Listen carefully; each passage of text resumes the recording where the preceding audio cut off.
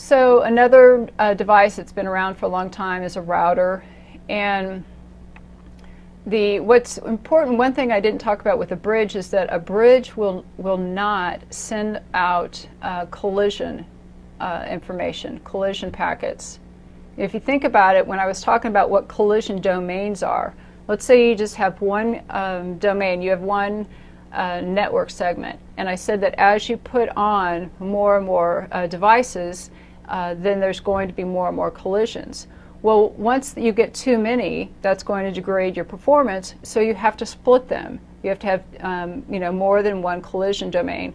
And you can do that with a bridge, because a bridge is not going to be moving collision information back and forth. They're individual collision domains. So this collision domain will only hear, the devices here in this collision domain will only hear their collisions, and vice versa. But what bridges do pass are broadcasts. They will, if there's one of the systems in either of the collision domains broadcast some type of data, the bridge will allow that to go back and forth. Now a router will not. It doesn't send on collision data, it doesn't send on broadcast data.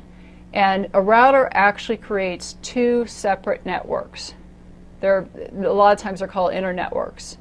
And it works at the network layer, which means that it's reading the IP address to make a decision on how to get it to the destination.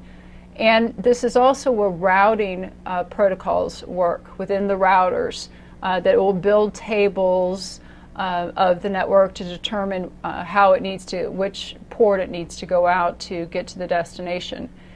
Now, one other thing that's different about a bridge versus a router is a bridge is connecting segments of the same network. So it has one IP address, where a router is connecting different networks, so each port will have its own IP address.